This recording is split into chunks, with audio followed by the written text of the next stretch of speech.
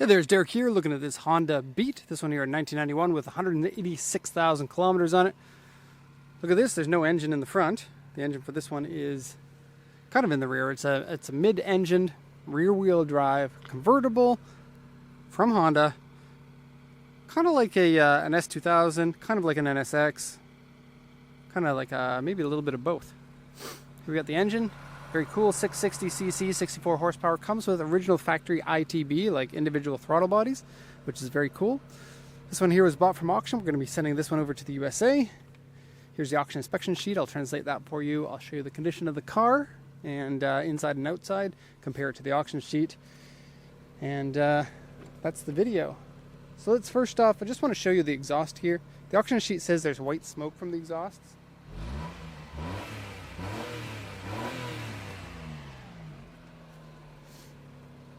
Now it did just rain, so some of this is going to be wetness inside the exhaust. That'll go away. Some of it actually is some discolored smoke. I won't be able to tell you exactly what it is. If you really want, we can get a car taken to a mechanic. They can do a proper check over it before the vehicle is exported, if that's what you want. But of course, the auction sheet did mention this. It is something that was known. You can see the water on the tailpipe there dancing around. That's just water from the rain that was in there, not from anything else. Okay, this is all the trunk space that you get in one of these cars. There's no frunk on this, or front trunk. It does have some modifications here because it used to have a CD player. I think it was the original CD player was in there. I'm going to close the hood here. I'll close the front hood as well. Our neighbor is coming to visit. Konnichiwa. He's a cute boy. He lives down the street. I guess he's playing with his sister or something. Okay. Close this up. Okay, you got the jack, brake master cylinder. You have a radiator valve up here because your radiator is in the front of these. Yes, it is. It's underneath the spare tire there. Okay, close this up. Okay. Quick look at the car with the hood down. The boy wants to have a conversation with me, but I'm shooting a video. Okay, let's switch that engine off.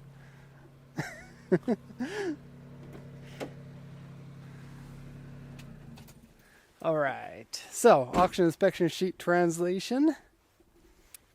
And I'll just fire this off real quick here. It's a 1991 Beat. This is a base grade. It actually has the upgraded audio on this one from Gathers. I'll show you that when we get to the interior. 660cc engine, auction rate 3.5, interior B, exterior B. I guess that's about right. That seems about right to me. The exterior may be a C. It has a bit of paint fade on the back here and some repainted sections and stuff. It's 186, 723,000 kilometers on here, 5-speed manual. They only came in 5-speed. Has AC, but as it's mentioned down below, it doesn't work. Sales points are purchased from user, aftermarket 13 and 14-inch wheels. This is part of the NSX-like parts of the car. It has different size wheels from factory. Front and rear are different. Here we got 13s, here we got 14s. That's the same size as factory. And we ran out of batteries there, but that's okay. Spare battery. I was going to say that these wheels look like they were probably a dealer option, but maybe not. I don't know. When they come in a set like that of 13/14s, it's often a dealer option, but they do say Hart Motorsports on them. Not sure if they actually are a lightweight wheel. Probably are. Not sure. Okay, the rest of the sheet here, what do we got? Okay, so the timing belt and water pump, as well as gaskets, have been replaced at 186,000 kilometers, 186,723 kilometers. So basically, that was changed and then it was sold. A little bit strange. They do have a little decal in here that says that 710 kilometers in October 28th. Kind of a weird thing to do right before you sell your car. Okay, so report here, windshield rock chip. Here's a, I thought that was one. Here's an example of the windshield rock chip. So something pretty minor. Sometimes the sun will catch it and you'll be able to see it a bit as a speck on the windshield. Okay, interior scratched, dirty, and where AC doesn't work. The blower still works. The AC is just not cold. Aftermarket steering wheel is peeling. It's actually a Mugen steering wheel that's very cool, but it's in really rough condition. Rear side member dented. Okay, seat covers put on. They're nice seat covers. The original seats in these rip really easily, and you can feel that the original seats are ripped. Exhaust is white or has white smoke. Okay, right side step is dented, wheels scratched, and center caps are missing. Yeah, the wheels are actually pretty scratched.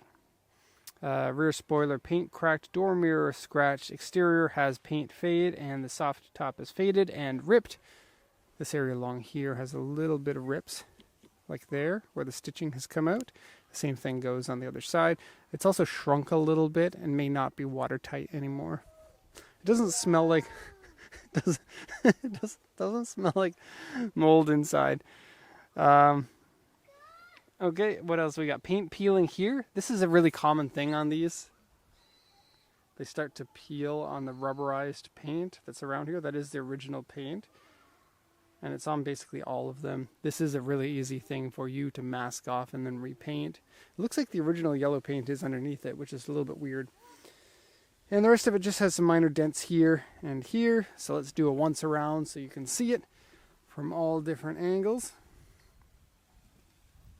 And these are small cars, like compared to the S2000, they're 75% of the size. And that's not even a big car in itself.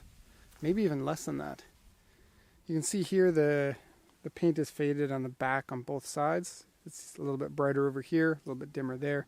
Same thing goes on the other side.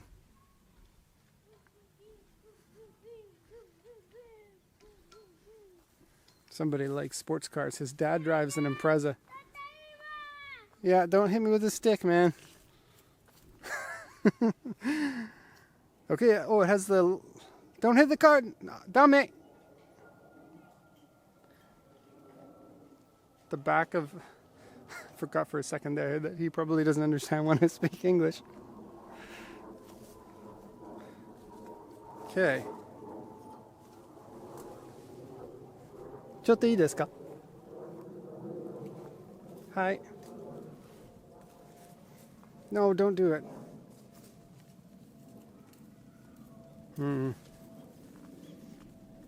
Okay, well, we've done a once around of the car now. So let's have a look at some of the details. Headlights go right to the wheel wells, which is a little bit of a weird design thing. Actually, Honda came out with a new version of this called the S660 that has a similar style. Abunai kara. Okay. Looking down this side here, we got a few dents. Mostly in this back quarter section. There's like a group of 5 of them or so.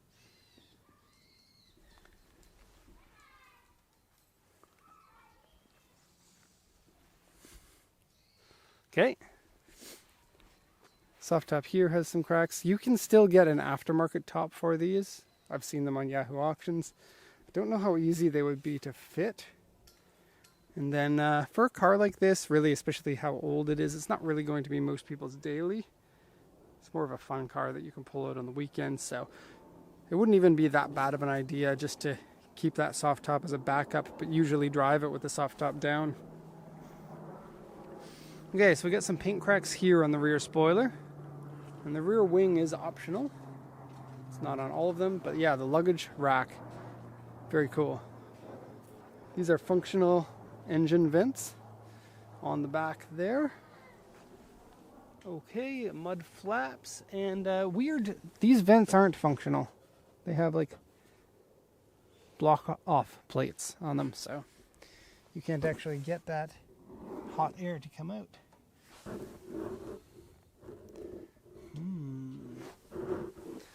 Okay, stock exhaust on this. Used to have a sticker here, but it looks like the sticker's gone, long gone. Has a bit of peeling on the chrome of this thing. Going down here, we got a couple of dents on this side. Really not so bad, nothing big. And this side, the rest of it looks really good. Here's what I'm talking about with the scrapes. They all have scrapes about this big on them. Nya nya te nani? Okay, so there's some peeling here on the inside of the door. These door cards are really prone to sun fade. You can see a little bit of fade on this side over here as well. Looking to the interior, they're really tight inside. I recommend them for anyone 5'11" and shorter. Otherwise, it's going to be a bit of a squish to get in. You still will be able to drive it if you're a bit bigger than that, but it won't be as comfortable. Small feet are helpful too, because pedals are pretty small and close together. Not really like 1960s and 70s Euro car small, but smaller than most Japanese cars. Here's a rip in the steering wheel. And then look, it has the Mugen button, as well. It says Mugen down here.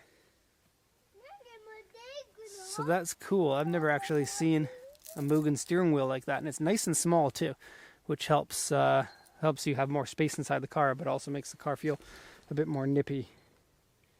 Black seat covers. The original seats on this only come in one style, and they're zebra print.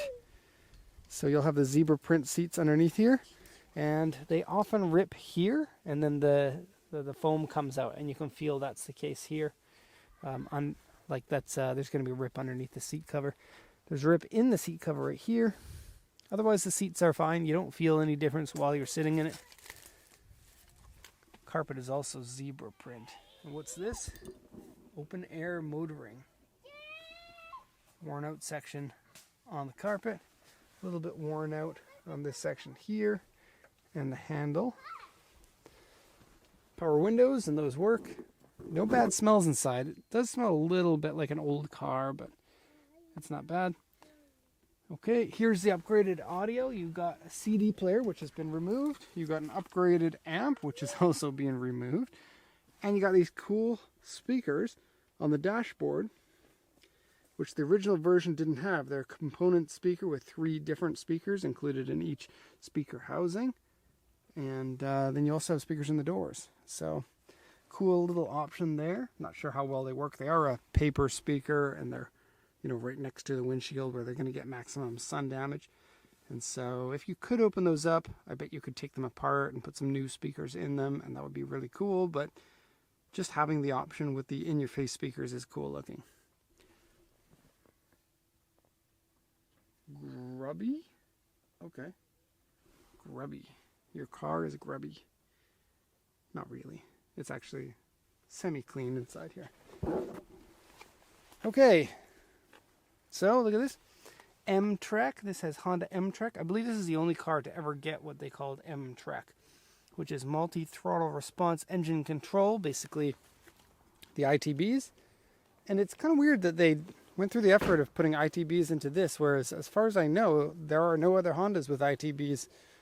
So some of the engineering that went into this, sadly, didn't make its way into like a DC2, which would have been amazing if it had factory ITBs. Okay, so we'll end this one in portrait because this car looks coolest in portrait view. There we have it. Of course, if you have any questions, please let me know. Otherwise, thank you so much and have a nice day.